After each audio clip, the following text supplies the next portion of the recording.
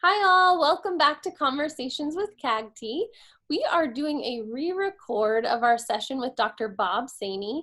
A couple weeks ago, we had trouble with our connection. You could see him fine and see his presentation, but the sound had some static in it. So we wanted to make sure that you did not miss out on this wonderful information. So here is our clean version. We're redoing his presentation. So we are honored to have Dr. Bob Seney, who is Professor Emeritus of Gifted Studies at Mississippi University for Women. He's serving as Director of Graduate Programs. He is well known for his advocacy for reading for the gifted and for using young adult literature with gifted readers. We have a presentation from him today called Reading and the Pandemic. We all have so much time on our hands, not a lot of options of things to do with our children right now. So what better time to use than to read and read some more. So Dr. Bob Seney has some great suggestions for his favorite series to get us through this time, especially this summer when things are not looking like they normally do. So if you can help me welcome Dr. Bob Seney. Thank you so much for being with us. It's good to be back with you, even if it is virtually. For those of you who may not know, I have moved back to Springfield, Missouri, the town that I grew up, where I grew up, and to be back close to family. And we are missing Colorado a lot, so hope to be making trips back from time to time. Actually, I was scheduled back for a trip back for a workshop on the west slope, but of course we had to cancel that as well. During this time of the pandemic, I've had several of you who've emailed me and says, give me some ideas for reading, because this is, at least we've got some time for reading. So I guess that's one positive spin on this whole pandemic thing.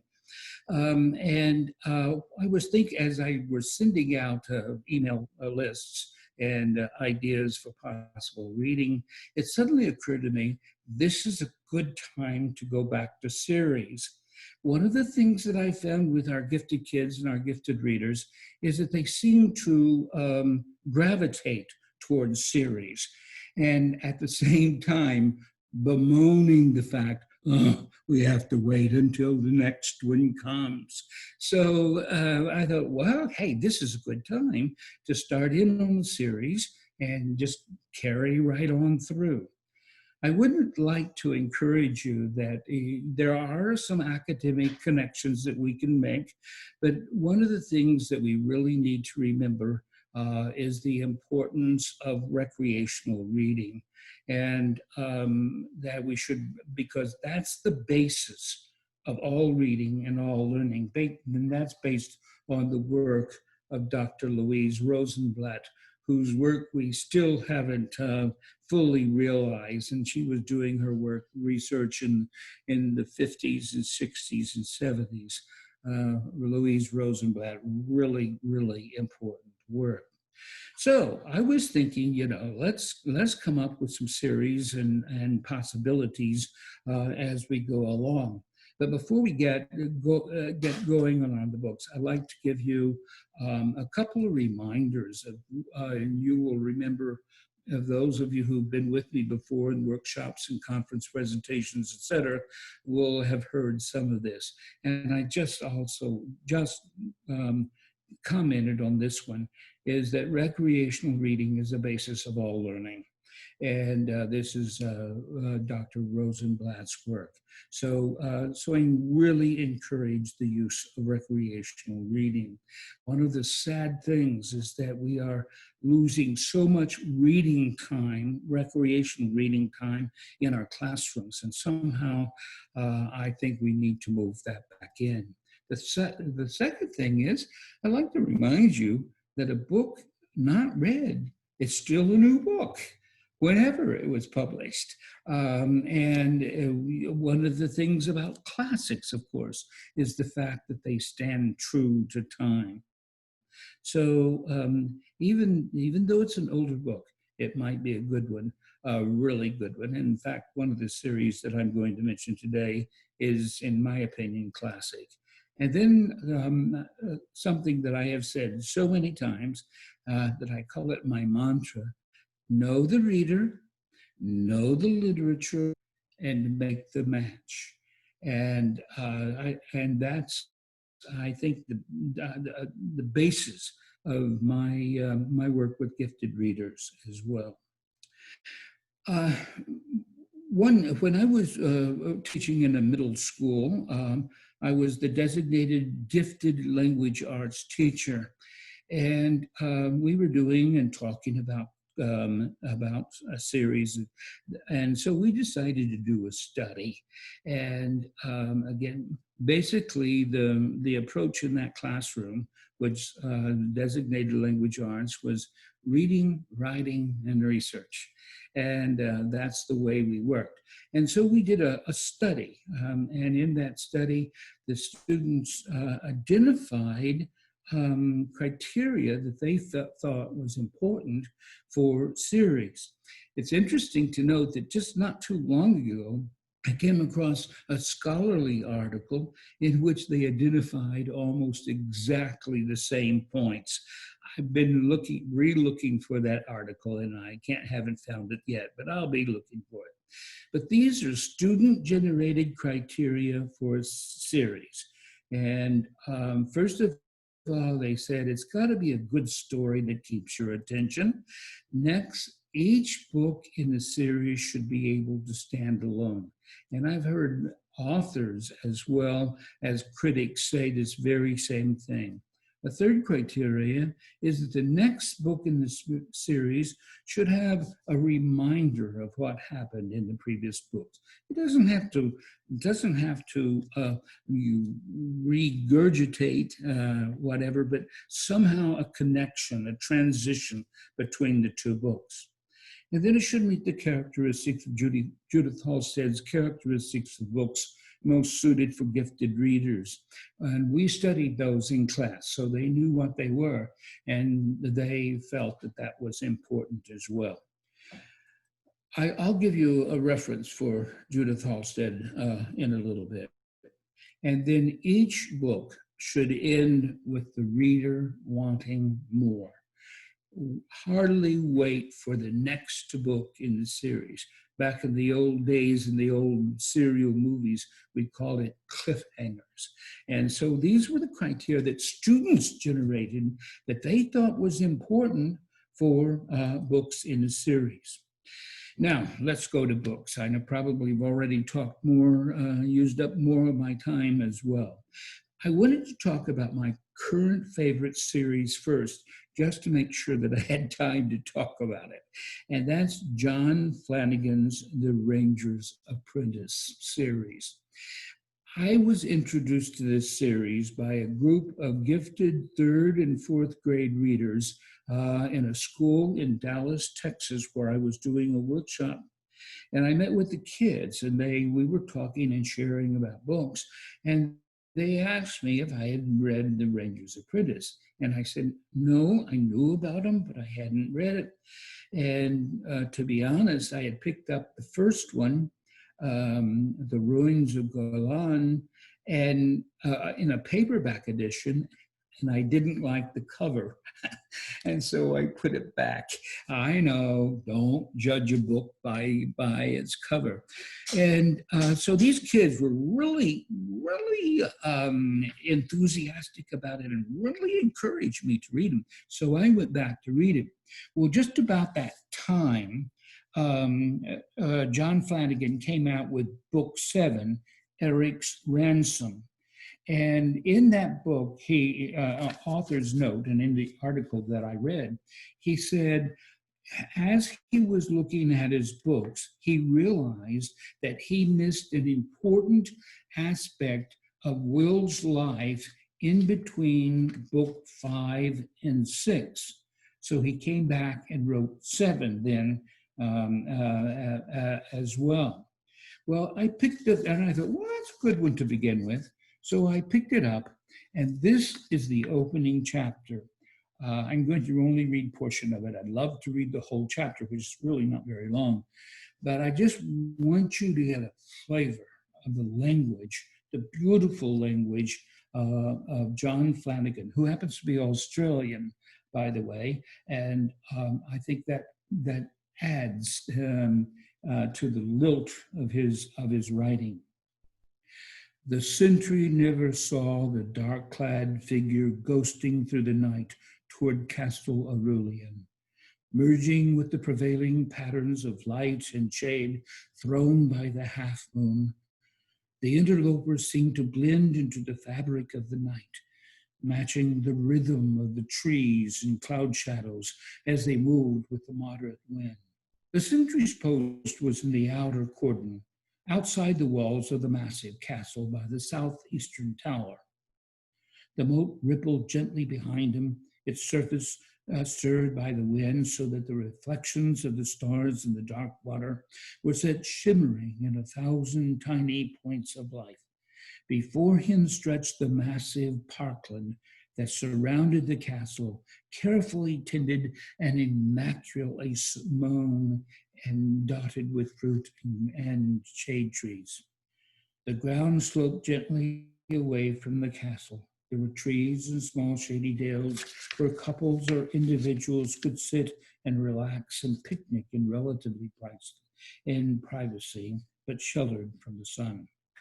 And then it goes on and talks about how the intruder blended into the area, and finally, with a slingshot, hits the guard and then identifies herself.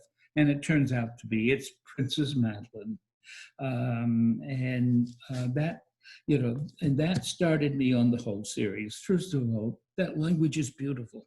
What a wonderful use of language, descriptive words, syntax, sophisticated vocabulary, all the kind of things that our gifted kids really enjoy in reading. And not simply is Flanagan a master craftsman, he's a master storyteller. What he has done, he has created this whole world of these are adventure stories, no magic, not that kind of fantasy, but he's created this whole world obviously based upon the British Isles in sort of a late medieval period. There are kings and queens and knights and sword fighting and all of that kind of wonderful kinds of things.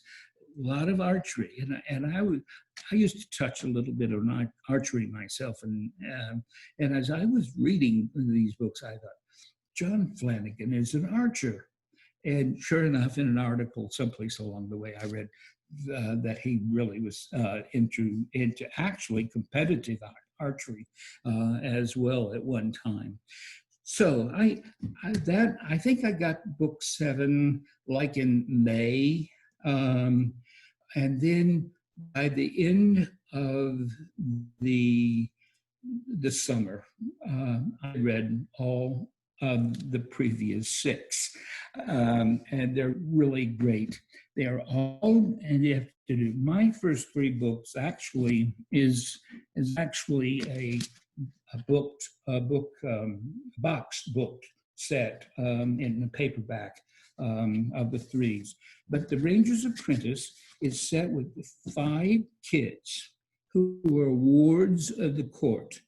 They have been brought to the court because they're orphans, and primarily they were orphaned because their parents were in the service of the king or the court. And they lost their parents, and so they were brought to the court. At 13, on choosing day, each of them are to be selected by a guild and for their life's work. Well, Will is a little bit smaller than everybody, and everybody pretty much has their skills and their abilities and even gifts in a particular area, and they're all hoping to be selected by that guild. Well, they are, except for Will. Will is not selected. So he says, what am I going to do? What's going to happen to me? Are they going to throw me out? What's going to happen? Well, finally, the king says, will come to me to my office. And he thought, going to the principal's office here. So they go in and he says, Will, you have been selected. The Rangers want you. The Rangers are a select group of 60 men who speak only to the king. They're highly trained. They are messengers. They are emissaries. They are spies. And they are keepers of the law. And it's a very select group, and Will has been selected. So the rest of the books tell the story of Will and his 4 friends as they grow up. And one of the greatest things in book Ruins of Golan is book 1, and I read to you from Eric's Ransom, book 7. But as they grow up, the syntax becomes more mature. The vocabulary becomes a little bit more complex. So as Will and his friends grow up, and as his readers grow up, so does the sophistication of the book. It's just absolutely fantastic. Here again, this kind of reflects a fantasy version, if you will, of the British Isles. And it goes from there. There are 2 spin-off series, the Brother Band Chronicles, and actually, which has to do with the Scandians from the north, and they're obviously the Vikings. And Eric's Ransom introduces the Scandings because their leader has been kidnapped, and the Rangers, Will and his friends, go off to return him. And then we have the story of the Brother Band. Then the Royal Apprentice series is the latest series, and basically what is happening here is Princess Maddie, that we met in chapter 7, becomes a ranger. The very first Ranger's Apprentice, the very first female Ranger's Apprentice, and she, of course, is a royal. She's a princess. And so that's called the Royal Apprentice series. This series, the stories are fantastic. They're beautifully written, great adventure story. They take some aspect of some culture and develop it as well. For example, in book 10, the Emperor of Nihan Ya. If you, well, I don't know where it is. Okay, in this particular book, Hector, this is a story in which Hector, the warrior apprentice, and who has become Will's best friend, is featured. And he goes to a place that is obviously a parallel or based upon ancient Japan, and talks about samurais, except they don't call them samurais. I was working with a Korean American young man who's highly gifted, and he was being homeschooled. And this is one of the series that I got him into. And when he came to this one, he was really fascinated because it reflected his own culture, or part of the background of his own culture. And so that became a whole study in which he did a historical study of the samurai. And he did in a wonderful paper, a comparison of the real samurais and the samurais of book 10. So there are all those kinds of contacts, connections as well. As a matter of fact, the National Geographic of March 2017 is a whole fantastic series on the Vikings. So I actually have this particular copy of the National Graphic bookshelf right next to my Brother Band series. And I have all of these, and these are the ones that I have refused to give up as well. So that's my favorite series, and there are all sorts of possibilities with them. Great language, fantastic adventure stories, wonderful characteristics, strong female characters as well. So we need to go on to. Now, what I thought I would do, since I don't have time to talk about all of my favorite series, I would pick a few that kind of gives a historical progression.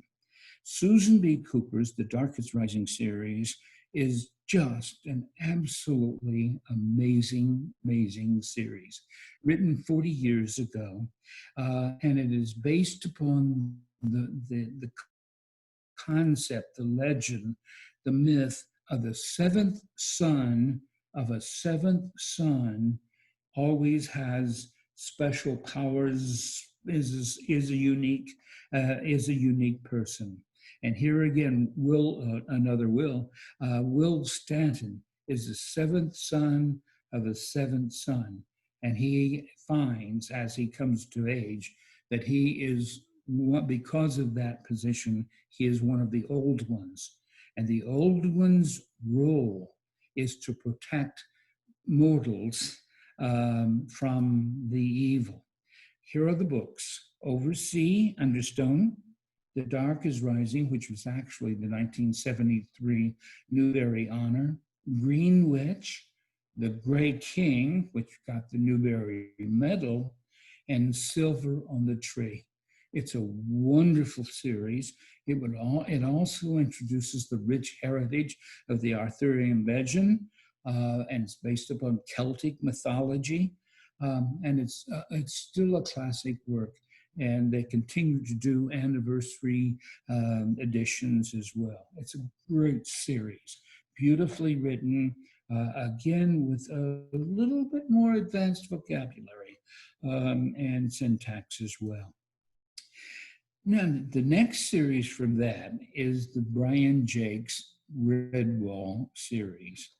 And the first book is Redwall. And the one on your right, left, is the 20th edition, and the one cover, and the one on the right is the 30th. This series is fantastic. It's peopled by animals, and it's all based around an abbey which has been built out of red sandstone, therefore red wall. And there are 22 books in the series, great adventures with a classic conflict between good and evil, and almost always there's a quest which involves solving a riddle. So you've got all this kind of problem solving going on. Jacques is very clever writer. He's very clever use of his British accents in depicting the various species of animals and in creating and developing the characterization.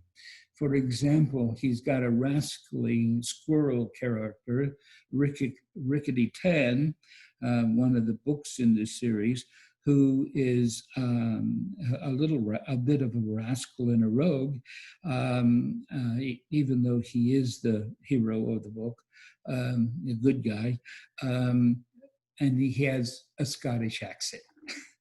The moles at the Abbey are the wine keepers in the cellar.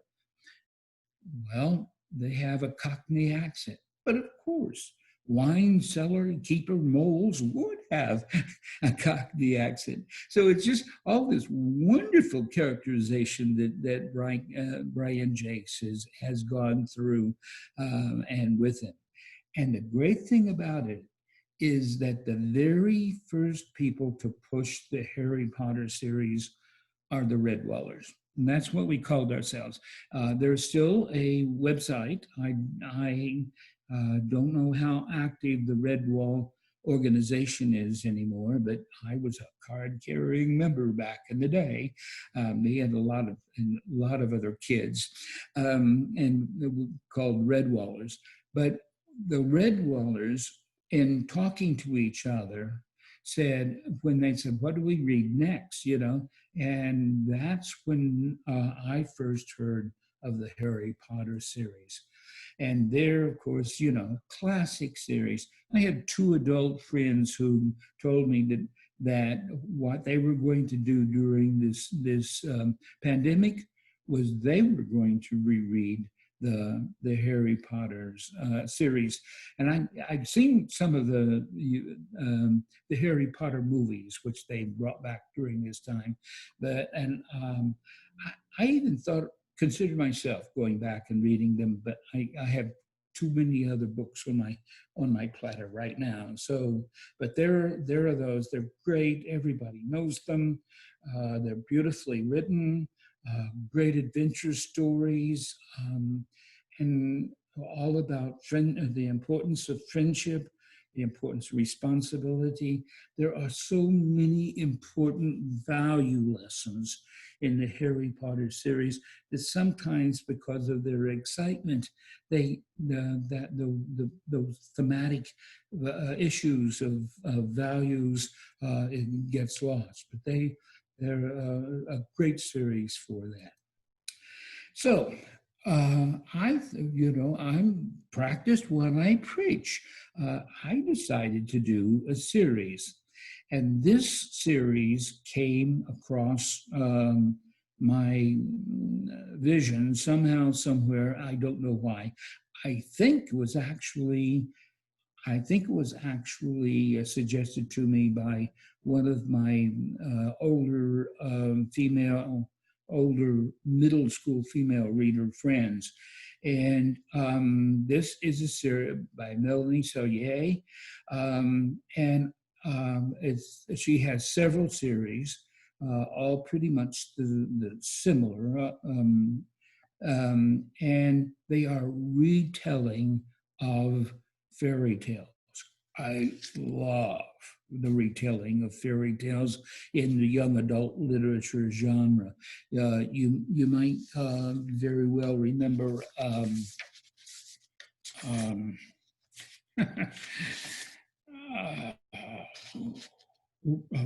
Robin McKinley.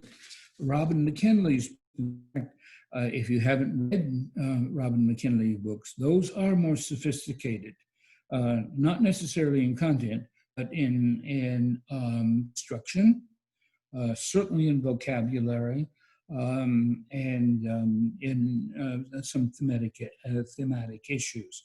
So I started reading these, and and these are the stories. And I just finished A Princess of Wind and Wave. But the first one, and the Beyond the Four Kingdoms series, there's a series called The Four Kingdoms, is a dance of silver and shadows, and it's a retelling of the fable of the 12 dancing princes who are locked away each night, and they come back the next day, and their dancing shoes are all torn up.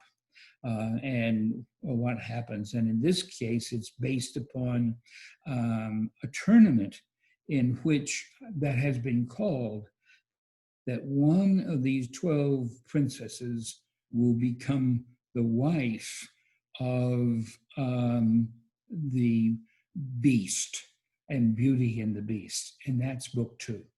Tale of Beauty and the Beast, a retelling of Beauty.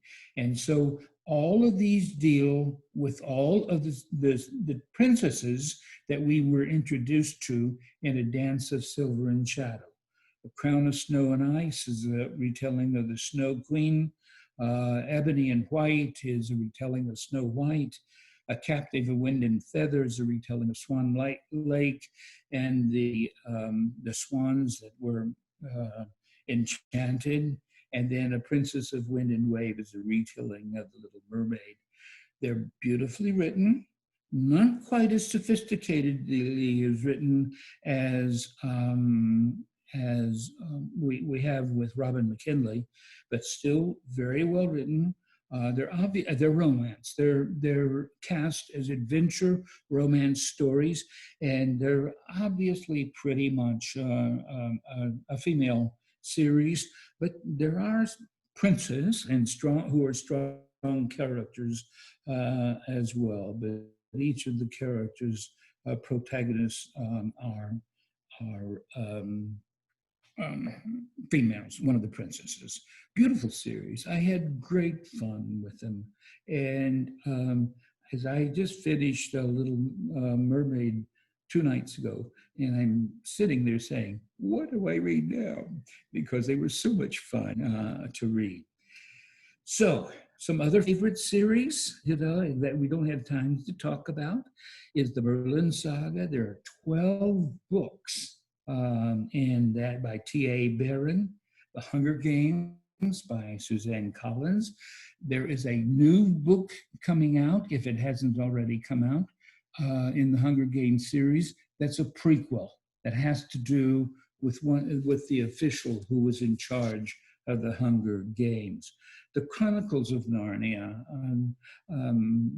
By the way, Susan B. Cooper's Dark is Rising series is set in post-World War II England. And so there's a little bit of echoing of some of the things of the children of the Chronicles of Narnia by C.S. Lewis. The Pern series by Anne McCaffrey. Oh, I love that series. It's a science fiction series that some people might confuse as science because it has to do with dragons. And then Christopher Pelloni wrote his first book of the Aragon series when he was 15. And there are 3 books in that series, and he is highly influenced by the Pern series and also by the Lord of the Rings series. But that's okay. But he holds his own. He holds his own, but you can see the influences of both of those series.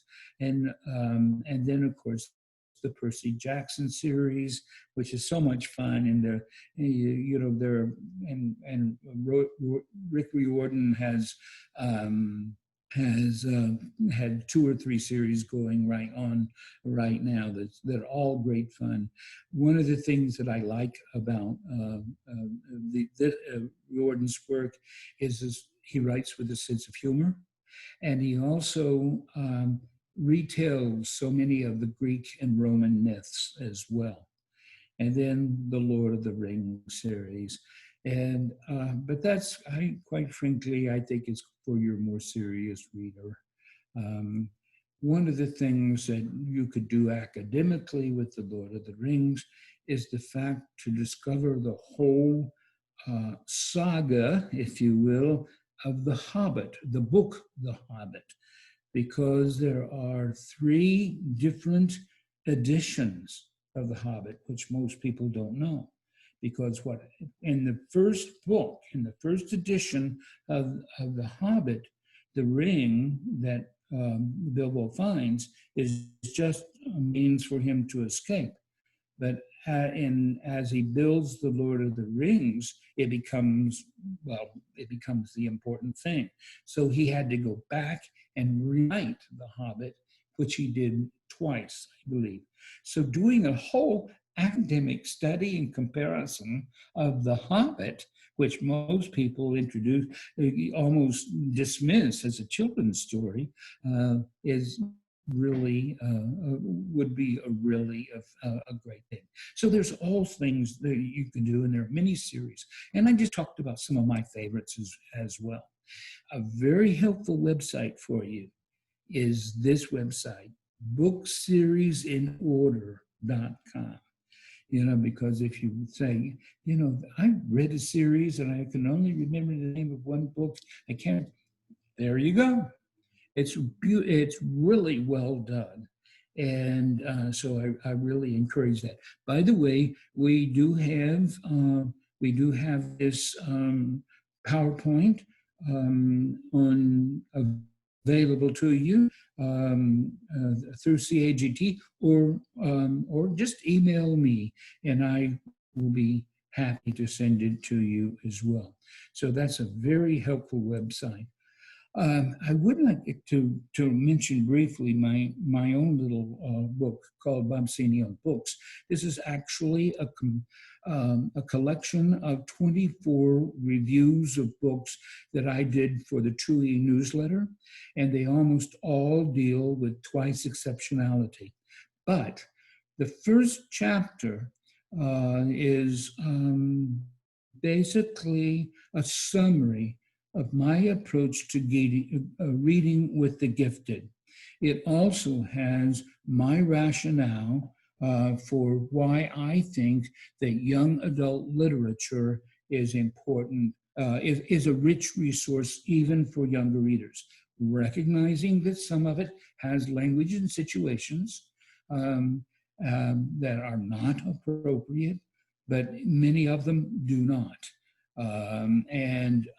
For example, the older books in the Rangers Apprentice series, definitely young adult literature, definitely appropriate, no language situations. In my What's New list that I've been doing each year for umpteen years, I code those books, to warn parents and teachers that there might be a language situation, or there might be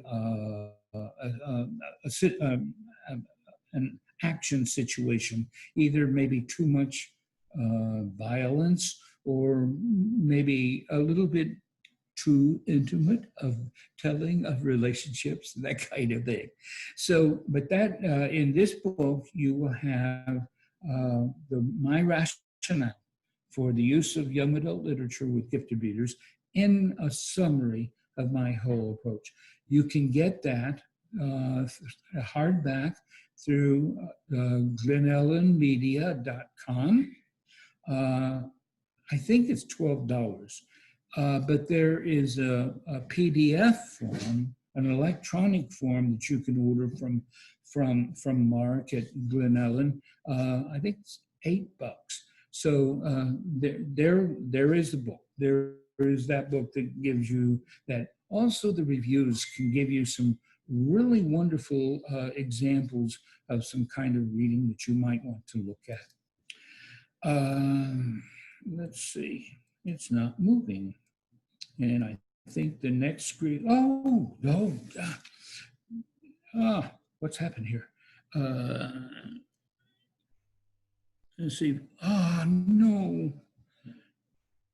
Reading and the pandemic. We've gone all the way back to the first. Let's go to here. Hi, Bob. I see your contact information on my Hi. screen.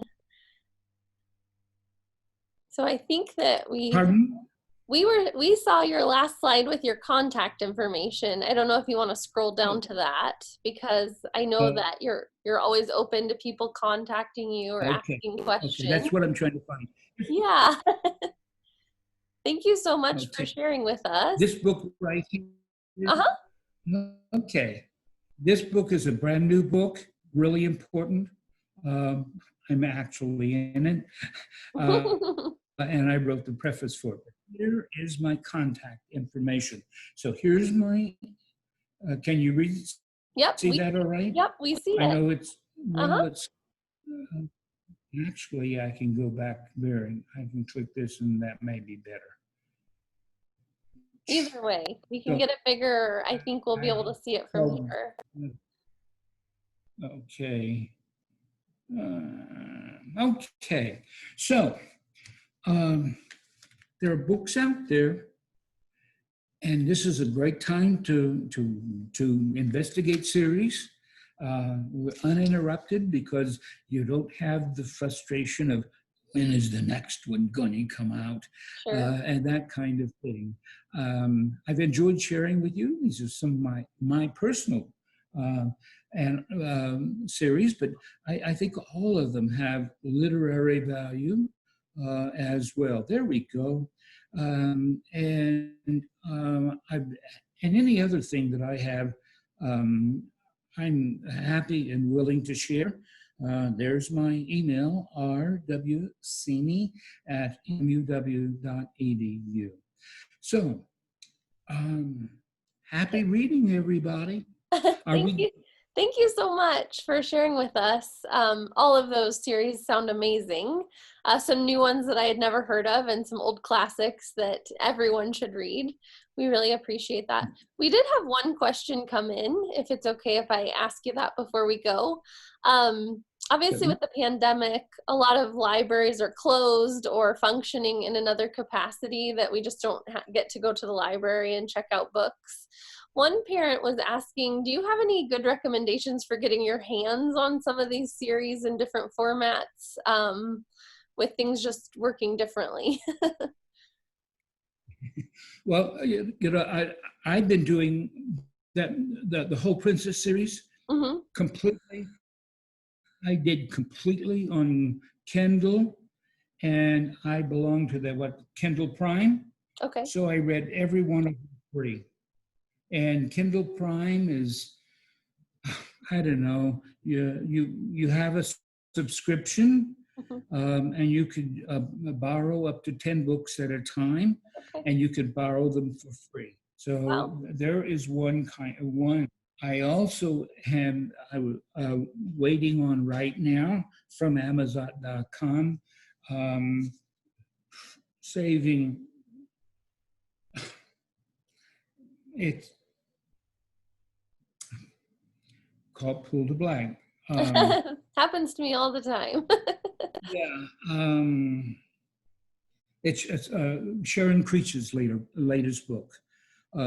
Saving starts with an M, but it's a story about saving a young baby miniature donkey, but it's also a story about saving the young boy who saves the donkey. So it has a multi-layered theme. But so that's there. Now, here in Springfield, we had a drive-through. One of our libraries had a drive-through.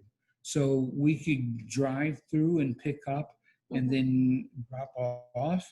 And and there was a phone number to call, and they would have the books ready for you as well.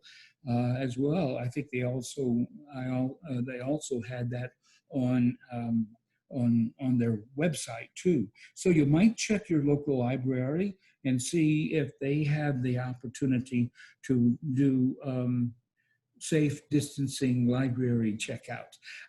So there's a possibility as well. Sure. You might check some of your friends. Sure. Share books, right? And you just trade off or loan or whatever. Sure. Because I know there's some friends, while they are not spending time together, they are in contact, and they can go from there. But I have, and also one of the things about Amazon, that if you want the book itself, check out the used copies. The prices are so much more reasonable, even with the shipping that goes along with the price. And so there, for a purchase, there's another buy mail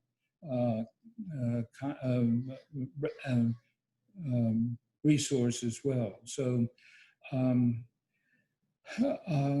I think those are great ideas. I like the idea of one friend buying one series and one friend buying another series and swapping series. I think that's a great idea.